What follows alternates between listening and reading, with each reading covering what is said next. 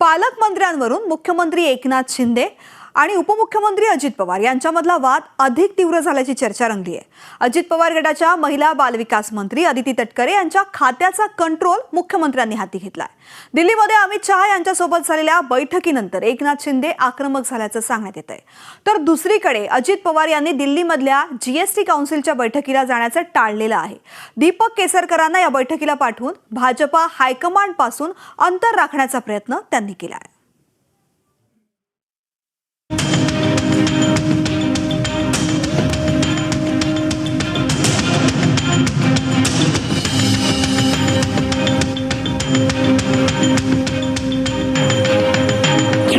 मुख्यमंत्री एकनाथ शिंदे आणि उपमुख्यमंत्री अजित पवार यांच्यातली धुसफूस वाढली। अमित शहाच्या भेटीनंतर मुख्यमंत्री आक्रमक तर अजित पवारांचं राजकीय आजारपण वाढीस।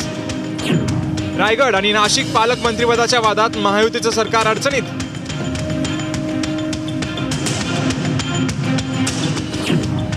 अजित पवार गटाच्या अदिती तटकरे यांच्या खात्यांचा कंट्रोल मुख्यमंत्र्यांच्या हाती। दिल्लीतल्या जीएसटी काउन्सिलच्या बैठकीला जाण्याचं अजित पवारांनी टाळलं। भाजपाच्या पक्षश्रेष्ठीपासून अंतर राखण्याच्या अजित पवारांचा प्रयत्न। पालकमंत्री पदावरून महायुतीतल्या तिन्ही पक्षातला तिढा अद्यापही सुटल्याचं दिसत नाहीये। मंत्रालयात अजित पवार गटाची कोंडी मुख्यमंत्र्यांकडून करण्यात येते का अशी कुजबूज सुरू झालेली आहे। अजित पवार गटातील मंत्री आणि राज्याच्या महिला बाल कल्याण विभागाच्या मंत्री अदिती तटकरे यांच्या खात्यांचा कारभार मुख्यमंत्र्यांनी त्यांच्या हाती घेतल्याचं सांगण्यात येत आहे। पुण्याचं पालकमंत्रीपद मिळाल्यानंतरही रायगड आणि नाशिक या जिल्ह्याचं पालकमंत्री पदावरून अजित पवार आग्रही आहेत। तर या दोन्ही जिल्ह्यांचं पालकत्व सोडण्यात शिंदे गट तयार नाहीये। पालकमंत्री वाटपात भाजपानं नमतं घेतलं असलं तरी एकनाथ शिंदे यांनी कोणतीही तडजोड केलेली नाहीये। याबाबत दिल्लीत झालेल्या अमित शहाच्या भेटीनंतर मुख्यमंत्री अधिक आक्रमक झालेले पाहायला मिळाले। मुख्यमंत्री शिंदे आणि अजित पवारात धुसफूस। अजित पवार सत्तेत सहभागी झाल्यापासून मुख्यमंत्री शिंदे आणि शिंदे गटातील आमदार नाराज। शिंदे गटातील मंत्र्यांच्या हातातोंडाशी आलेला मंत्रिपदाचा घास हिरावला गेला।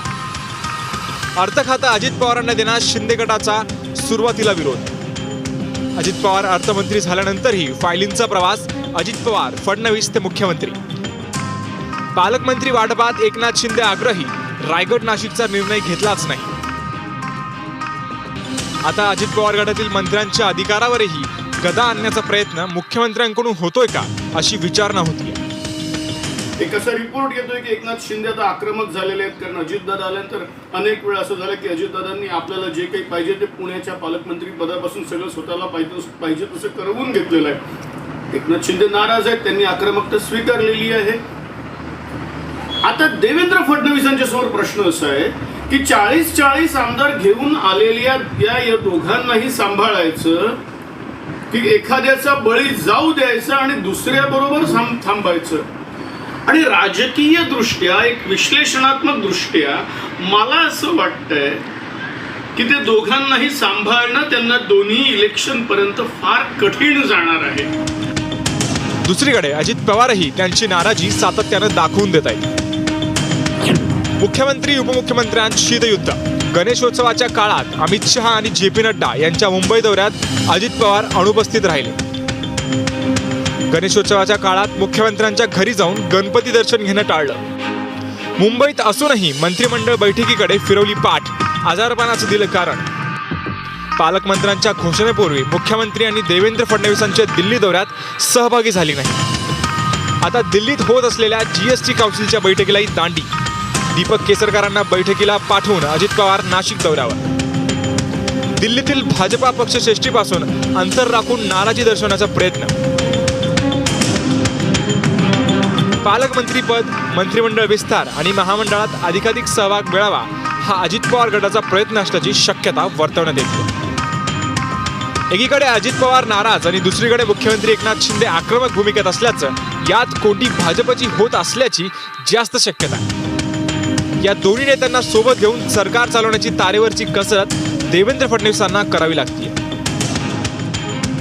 त्यातही भाजपातील निष्ठावंतांची आणि इच्छुकांची नाराजी पत्करून जाणून घेऊयात राजकीय विश्लेषकांचं मत।